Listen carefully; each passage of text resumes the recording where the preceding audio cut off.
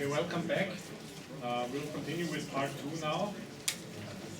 And this is about modern computer vision and its application to AR.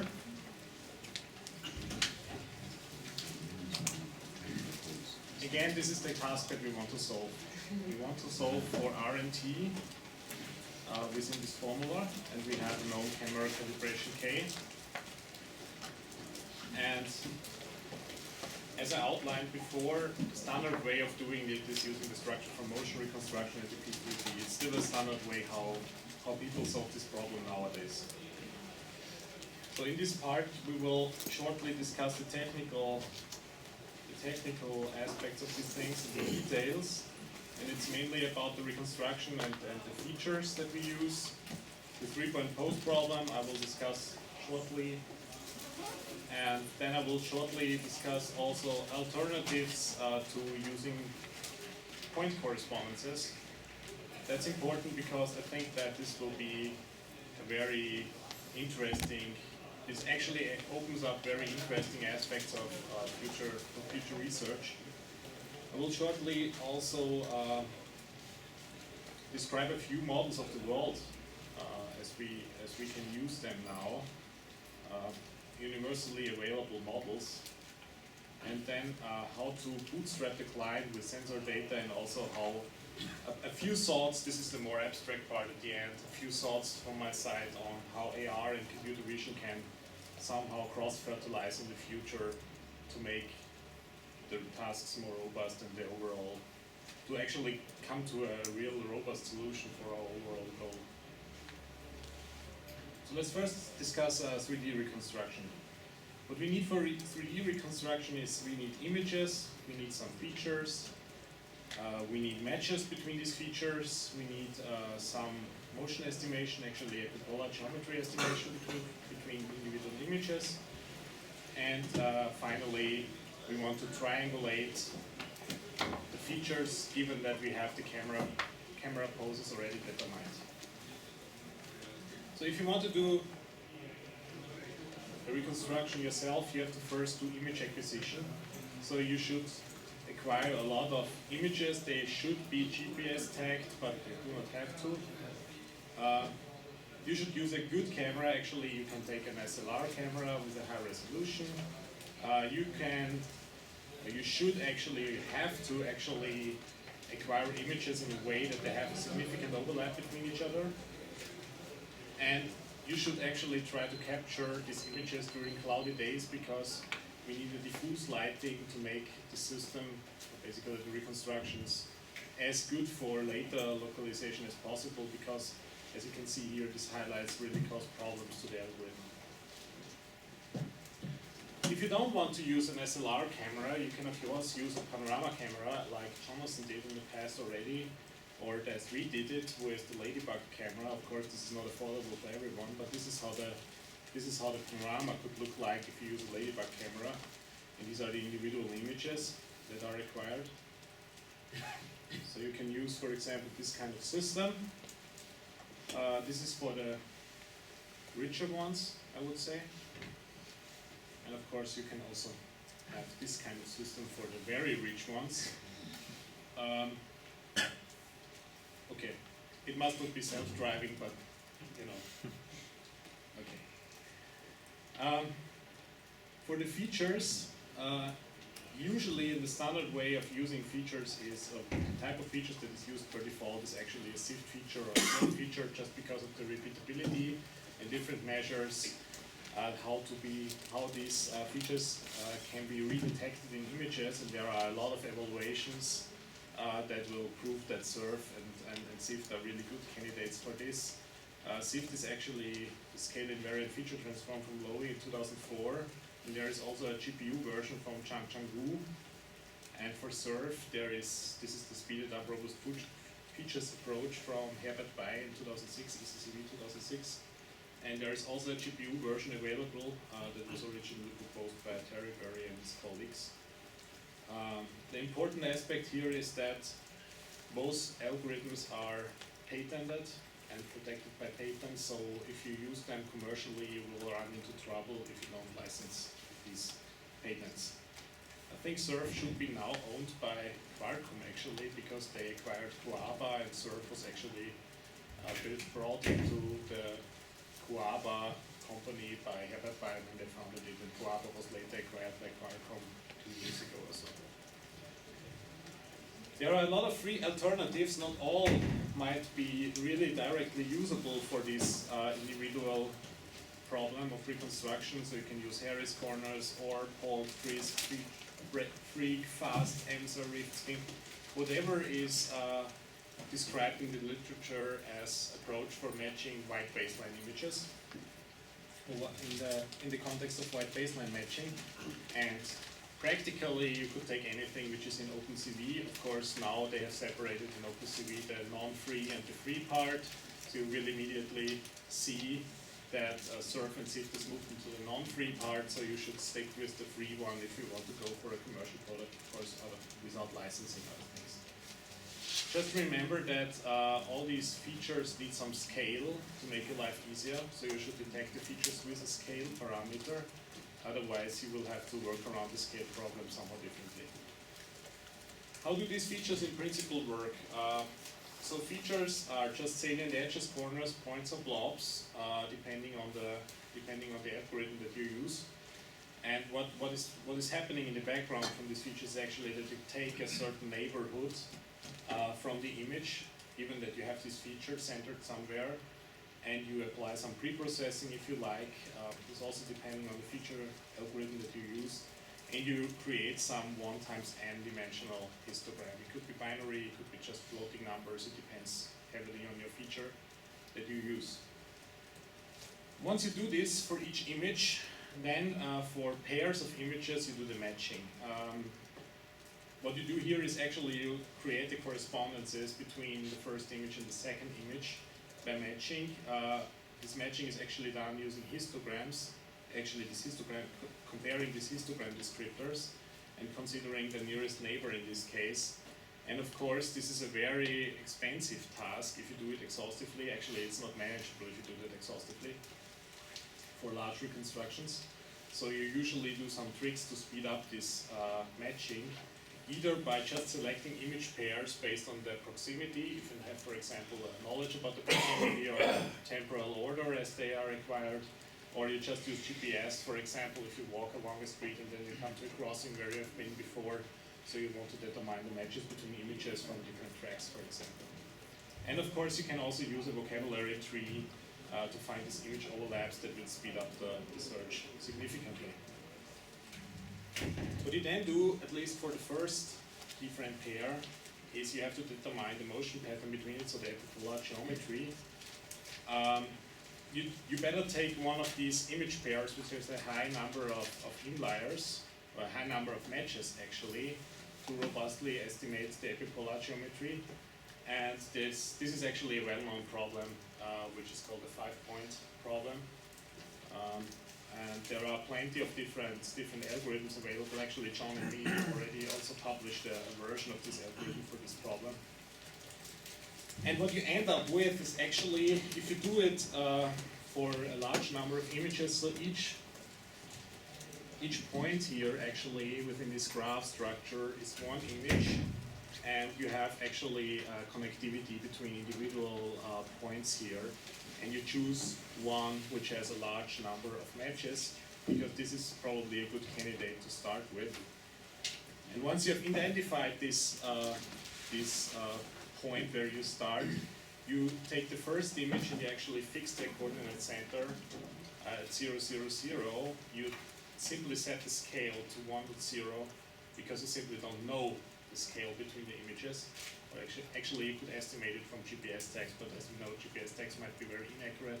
So you start simply by setting it to 1.0, and then you calculate the pose with this 5-point algorithm from these matches, and you apply the scale constraints, and then you actually iterate through all the rest of the cameras based on your pose estimate with respect to the first or the second image.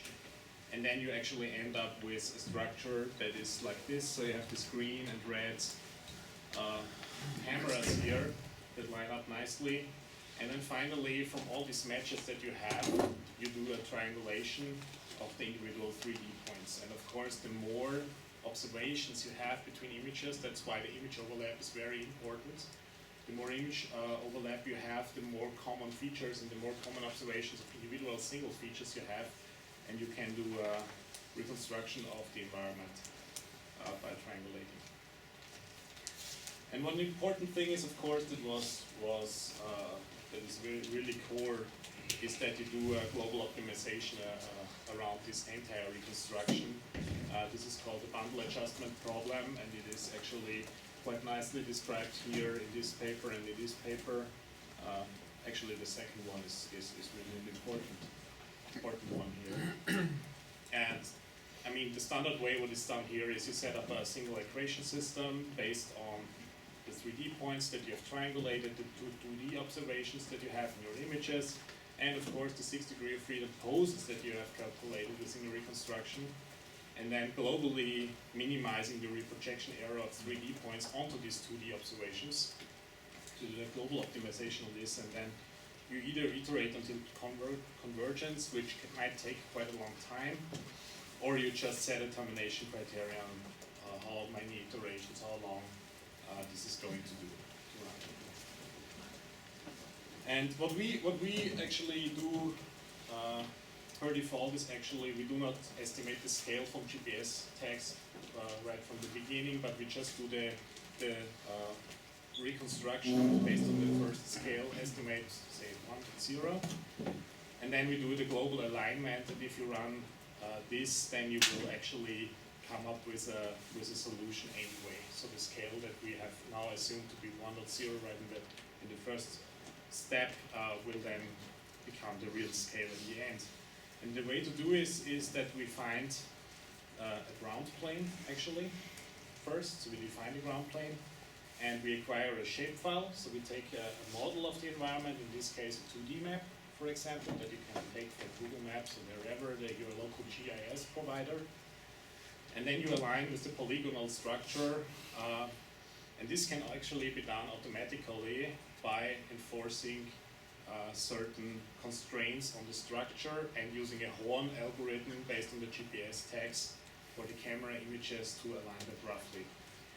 And this is then looking like this. So you're aligning it, and then you actually do reconstruction so that the ends stick to your map. And this is the point where you bring in this global into the localization. So the reconstruction is at first also local always, and as soon as you reference it or register it to a global map, there is the global aspect and the global registration of the entire reconstruction happening.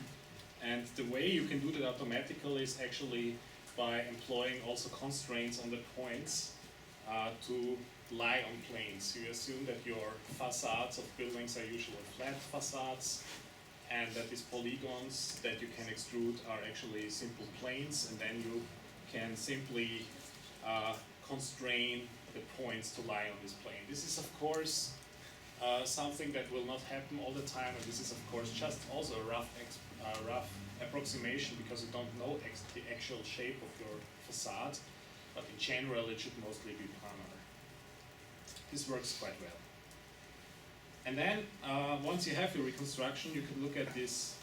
You can actually create something like this. You have seen that before. Actually, this is a full densified version of your reconstruction. So your points are usually just 3D points that have no color, nothing. But you can then apply PNVS or CMVS by Furukawa. This is free software, and then you just run it, and you get a sparse point cloud, of course, mainly for visualization purposes, but it really looks nicely and it resembles the entire appearance of your model quite nicely. As you see, this is really looking nice, and you can imagine where you actually are within this model if you just look at the model first. Okay. So this is a really crash course in how to do it, and actually doing it, going more into detail is beyond this course, of course, but what you can use in terms of hardware and software packages here is a short list. So what you can use already, which is freely available, is the OpenCV, of course, with all the features in there and also different pose estimation algorithms in there. And then you should use the series solver. You can use the series solver, which is originally a Google project, but is now really popular for all these optimization problems. And it's really easy to use. So there is actually a bundle adjustment example in there that you can just copy paste to your code and then you can use it. It's really nice. For all the math, you should probably decide upon a certain math library that helps you in mangling vectors and things like that. And we chose to use eigen and tune and tag for pose estimation. And of course, you can use PMVS and CMVS by Furukawa. You can just look that up on this web page, and you can use that for creating this densified model as the final step, of course. In terms of hardware, you're pretty limited. I mean, it's not limiting you in terms of what the acquisition device you use, image device, so camera, SLR camera, panorama camera, whatever. If you go for a GPS sensor, of course, for the standard mobile phone cameras, for example, you will have to live with the same 10-meter offset in your GPS probably. It could be more accurate, but you have to live with that. There's a new differential GPS sensor from a company in SwiftNav company from California that has been released last year, and that is actually targeting aerial vehicles mainly. But you could in the future probably team that up with your local differential GPS service provider, and there are plenty around. They are usually free. Usually a railroad company or electricity company runs this differential GPS setups because they need it for digging holes into the ground and line cables and things like that, and also for measuring their railroad tracks. And this is really nice because it's $400. So you can just order it from California and it's 400. And the nice thing is this is more than so the standard price for differential GPS receivers is probably in the range of 5 to 10K. So 400K is really little money. If you want to, of course, use an integrated pipeline that can do all of this, you can either use our tools. They are not open source, they're not freely available, but you can license them from our university. Or you can, of course, use the bundler. The bundler is very popular from Cornell University and was Navely. And actually, I just figured out that it's open source, but again, for commercial projects, you will probably have to license it. So it depends on your actual product development or application, whatever you choose. So now that we have a reconstruction, how do we proceed? The standard way is using the P3P algorithm for pose estimation. And the way this works is to take an image, to take the similar features that you calculated for your reconstruction, then match these features into the reconstruction, and then you define the problem as follows. And this is actually taken from a very famous paper from the beginning of the 80s from Fischler and Bowles. Actually, it's about the Ransack algorithm, but they have really nicely described the P3P algorithm in the way that they say, given a set of M control points whose 3D coordinates are known in some coordinate frame, actually they refer to a local usually, and given an image in which some subset of the M control points is visible, determine the location and the orientation. Actually, the orientation is something that I added to this definition because in the original paper they don't talk about orientation, but it's implicitly solved as well. Relative to the coordinate system of the control points from which the image was obtained. Okay, this is very technical and very difficult, but in fact, what it boils down is to have a lot of these triangular equation systems. The important thing, and I won't read that down, but the important thing is that they call it the perspective endpoint problem, and you will stumble across this definition or this term a lot in the related work. This is a very important formulation, and this is where actually this original definition comes from. And what you end up with, if you solve this entire system, you end up with an equation system. that can be basically collapsed into a quartic equation, and this equation gets you 8 solutions for your problem, and 4 have no meaning, and you have 4 solutions left that could potentially be your real solution. And the way that you basically solve this is that you take an additional correspondence from your matches, and then you define or basically solve or find actually the solution that that fits this solution, basically in terms of the observation at the 3D point that is in front of the camera.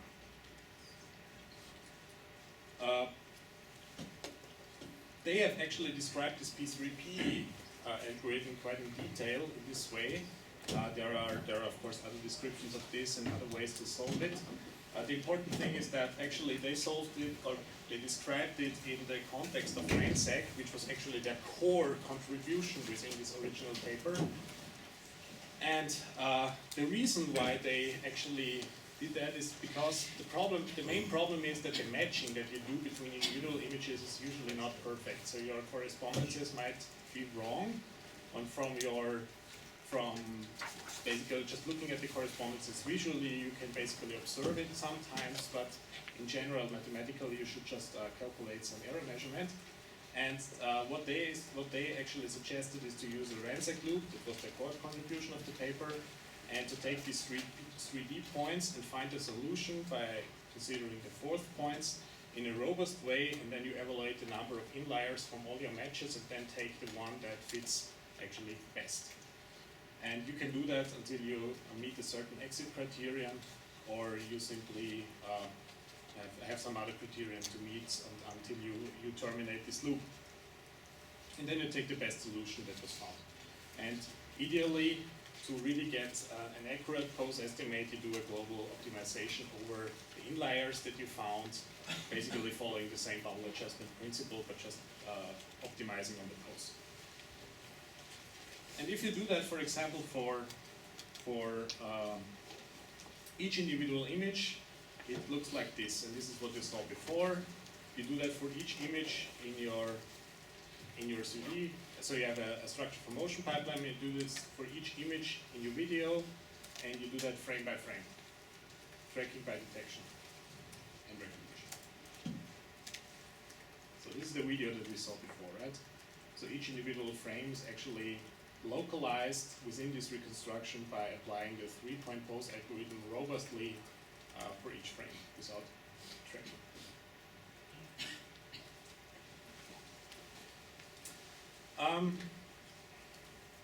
To apply this entire technique of pose estimation with the P3P, there are a lot of different derivatives how you can do that. So the P3P algorithm implementation there is an implementation in Tune and Tag, and there are a lot of other implementations also for Knip and so on. So I've listed some of the references here.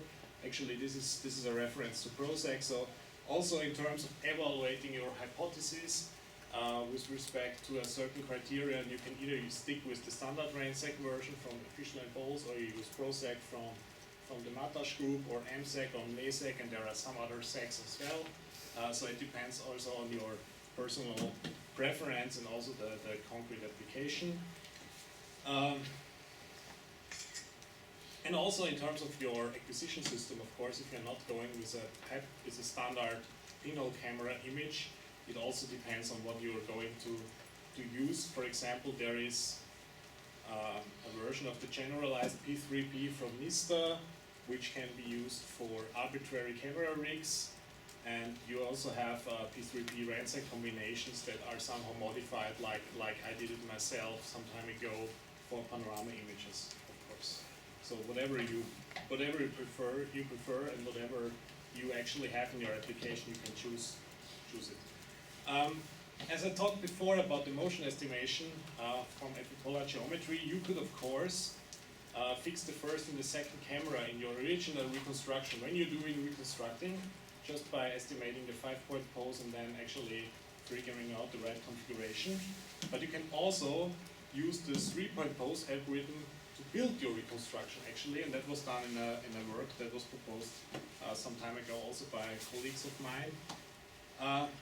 what they did is actually they took the first two images and figured out the relative orientation of these images with respect to each other. And then actually they linked up every other frame by using the P3P only. So you have actually the first two images here. They define the first reconstruction.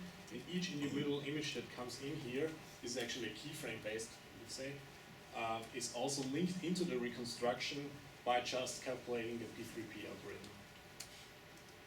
And what you can do in this way, because this was already sold under the title of real-time structure for motion, you can actually fly around with an aerial vehicle or move around with your mobile camera, and over time you can also observe how the density of capturing your scene is increasing in terms of the number of cameras that you see, because this is also running in real time, at least at this time on a mobile PC.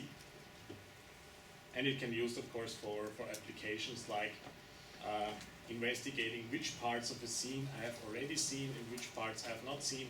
A very important output of this actual application was that they figured out that even an expert in capturing structure for motion reconstruction is failing in some sense in capturing certain parts of the reconstruction just because forgetting of it and things like that. So you can observe in real time what he has already taken as images and what he has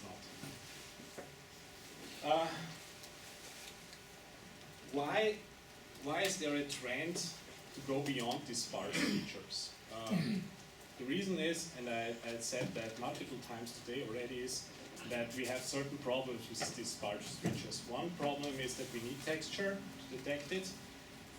If you don't have any texture, there is no way to detect these features. And of course, there is a problem with lighting variation that you have, especially in outdoor environments. And you will come up, even if you do everything right, you come up with a large and volatile database. And you can see here, this picture was taken at different lighting settings. You can immediately observe that the images look quite different.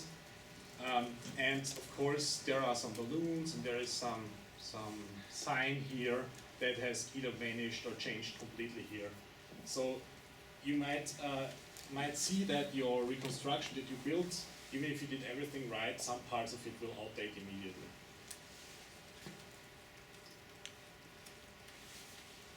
And there is interesting work on actually solving the pose problem, at least because the pose problem is the one that we are considered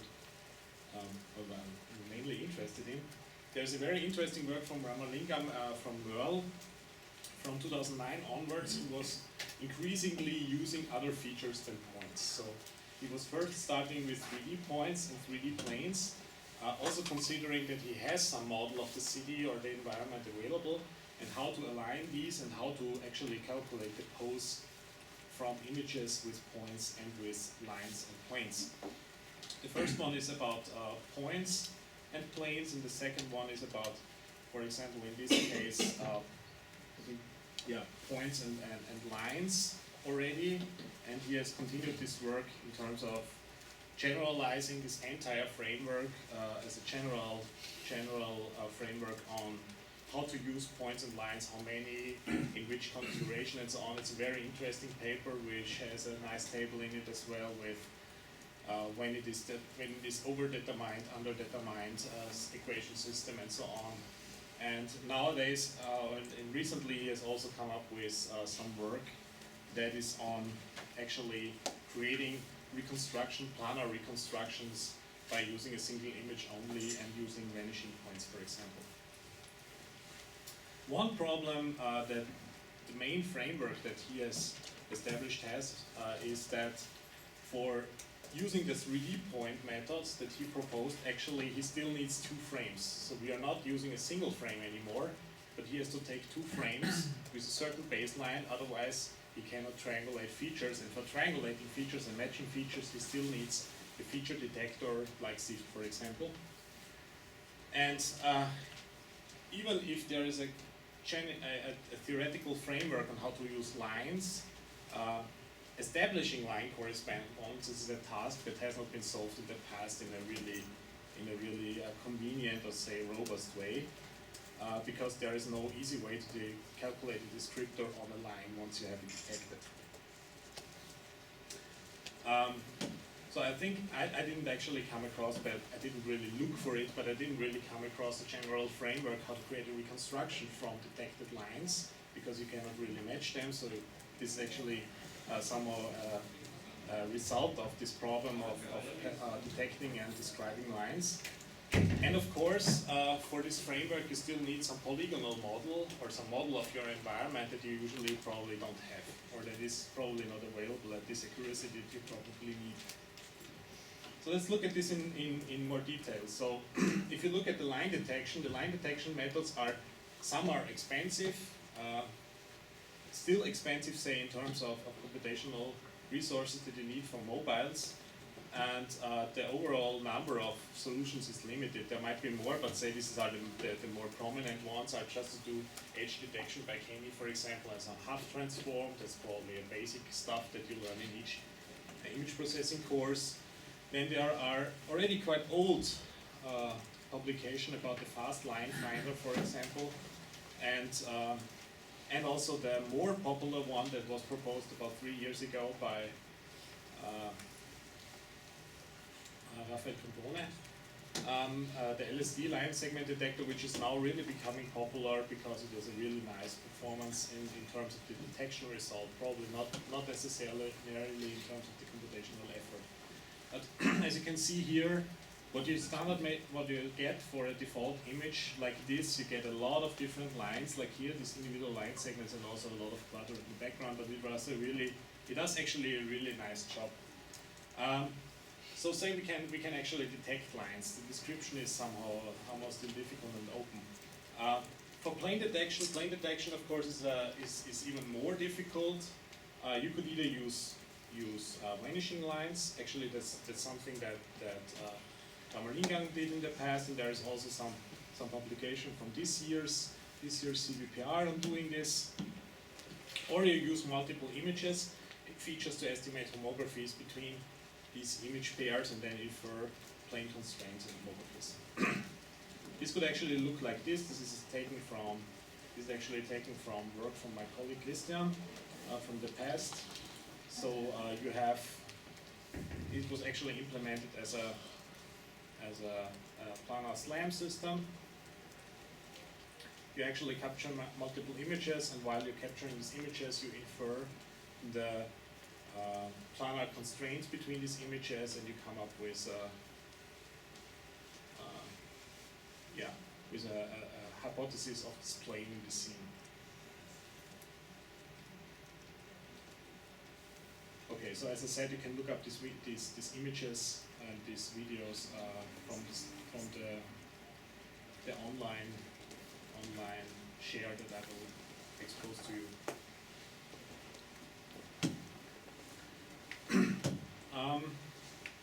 So planes are tricky. Another requirement that we have seen before is models, right? So what models of the world could we use for having polygonal models? There is Google Maps, of course, and Google Map Maker.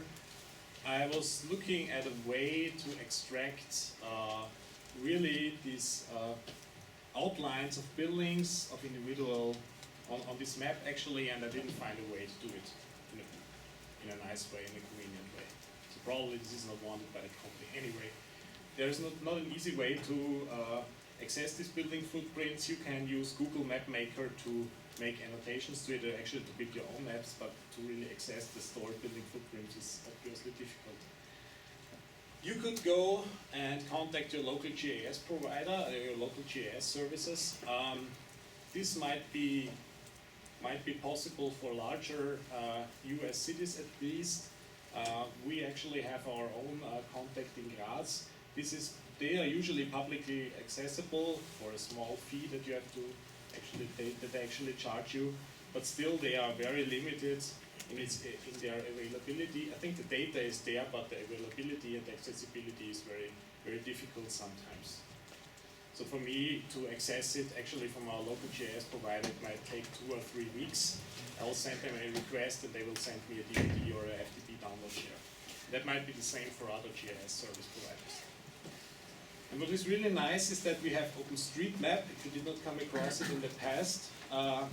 This is entirely free and community supported. Actually, they already integrate also 3D information about the height of buildings and so on, not in every place, but in some places, as it is community supported and people have this information available. And this is really available nearly everywhere except for, I think, Palestina and some other very other places which are not accessible actually to everybody. And you can download this entire data set. You can actually the entire world as a single file through the Overpass API, no matter if you really use it or not. But this works very well, and we are using it beside our local GIS data that we get. Once you have your models, you of course have to somehow manage and maintain them. And the way that we came up in the past, and that seems to be a pretty nice way to do it, is to use a Postgres database with the PostGIS extension, because that allows you to really import or actually export it from the Overpass API and to directly import it with a single call into your own database and handle it, and to really visualize and modify it, extend it, or whatever you're going to use. You can use either Quantum GIS software or ArcGIS. ArcGIS is actually commercial, so Quantum GIS is really nice. They are heavy, a large community behind this software package. They are regularly releasing updates. It's really a nice package, and we are using it. So once you have acquired these maps and you have actually managed to somehow store it and to work with it, you can do certain things with it. For example, you can easily query a region of your interest, and then you, for example, choose a certain ground plane. You can actually also download the ground plane data from the NASA. It is also basically extracted from satellite imagery. And then you can extrude these polygons giving a specific height. Either you know it, or it is given within your model, or you just choose it to your likes. You can know about the area there, for example, if this is a skyscraper area or just a residential area, for example. And then it looks like this. So this is actually a church, right? A monastery. And you can actually go to 2.5D models if you like, if you have for the same area LiDAR data available that you can overlay, and then you can actually extrude the buildings to their actual height for each individual points. Then it looks like this. So these are 2.5D models because you have this LiDAR data from aerial imagery. And the question is now, why can't we use full 3D models? And there are multiple reasons. So LiDAR just gives you a single point for a 30 to 50 centimeter range area. So every 50 centimeters you have a sample point, usually. And that's why you can just extrude it. And there is no real way to easily extend these models to full 3D without having imagery from the ground plane, because you don't have information about arcs or doors or something, or special configurations of windows. And what would be required to do this is, of course, probably architectural models that might or might not be available. I'm pretty sure they are available for many buildings, but simply not available as commonly available data source. So we are basically stuck with 2D or 2.5D models for the time being. Okay, now we have a reconstruction. We have considered different ways of calculating the pose, different concepts, different algorithms. So once we really now want to start the localization, how do we proceed? First, in the outdoor case, you would usually go with sensors. What can you expect from your sensors? We already said you have a GPS, an accelerometer, and a compass. And this can actually make up your first 6 degrees of freedom pose. You have everything. You have 6 degrees of freedom. And it can be as good as this one. So the green one is always the correct one, and the blue one is the sensor pose. So it could be as good as this one, but it could also be as bad as this one. So as I said, you could have 30 degrees offset in any kind of orientation angle, and also in terms of the position, you could be off by 10 meters. This is actually to be discussed in the third part. Now let's assume for a minute that we really have a good estimate, as I said before. The question is, can we use that directly for our AR visualization? So the blue one is our baseline. Who thinks that the blue one is a good one, a really good one for AR? Okay. Probably we have a very, very high bias towards high accuracy AR here. This is how it should look like, right? This is an overlay of the outline of the building. This is the green one, and this is the blue one. And that's actually the reason why these AR browsers suck. Because actually you just have the orientation estimate, and you have these labels that are floating around as you move, and you cannot annotate really in 3D because the sensor pose is giving you this. And this is not really good for AR. The question is, can we do better? And the answer is yes, we can do in some cases. We have, for example, lines in the image and lines in the model. So we have the model here, and we have lines, for example, detected by LSD here. And we can do better if we can identify correspondences between edges of buildings, for example, here, and lines here, for example, or horizontal lines here, right? So then we can do better. And what we have to do is we have to find a set of correspondences of these lines with the polygon, because the polygons don't expose any features, no 3D points anymore. So we can solve that by finding a set of correspondences between these image lines and the model lines, and then go forward and estimate the 6-degree of freedom pose. And how this actually works is exposed this Thursday in the morning. So I'm not going to spoil the talk that we are giving at ISMAR now, and I think you can read the paper anyway, the proceedings that you have on the stick anyway. Christian is going to present this algorithm to you. We will only release the slides for the tutorial if other people show up. Okay, yeah, this is a good idea. So this is just a picture taken from the paper, and you can expect that, or you can already guess that the complexity of the overall problem, the complexity of the algorithm is still significant, but more to be discussed on Thursday. And this brings me to the more abstract part that I wanted to share with you within this tutorial, my personal thoughts on how this works. So who knows this site video? Okay. It's not. I think this is not a perfect example of outdoor AR, or let's say it's a concept. It's a concept video. What people think AR could be used for, and how it could look like in the future.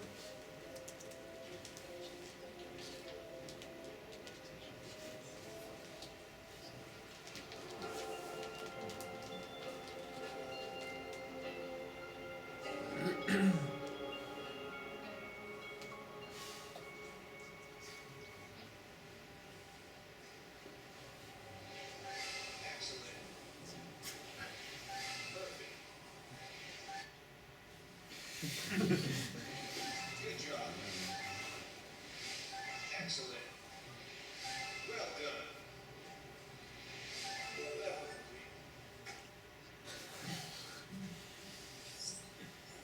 3. I like it.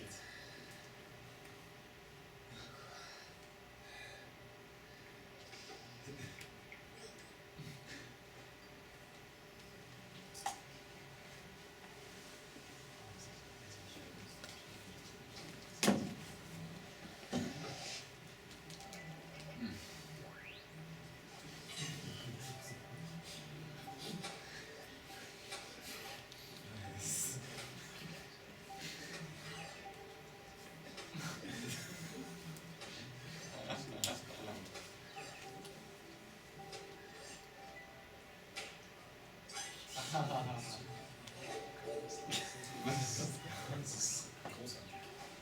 great.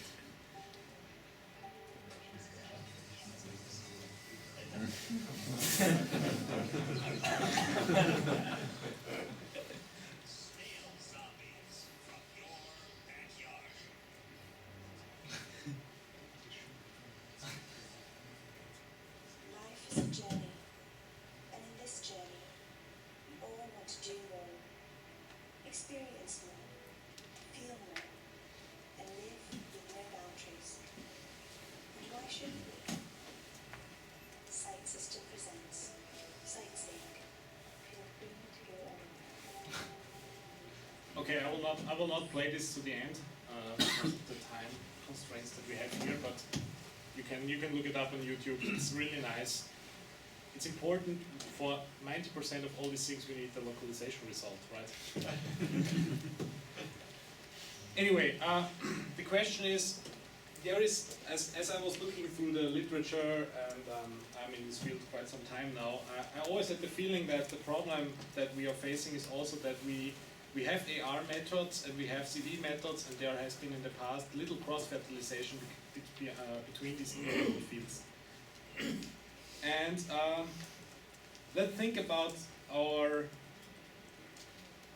the problem of doors and windows from this image, for example. So what does our current model that we use look like? It looks like this.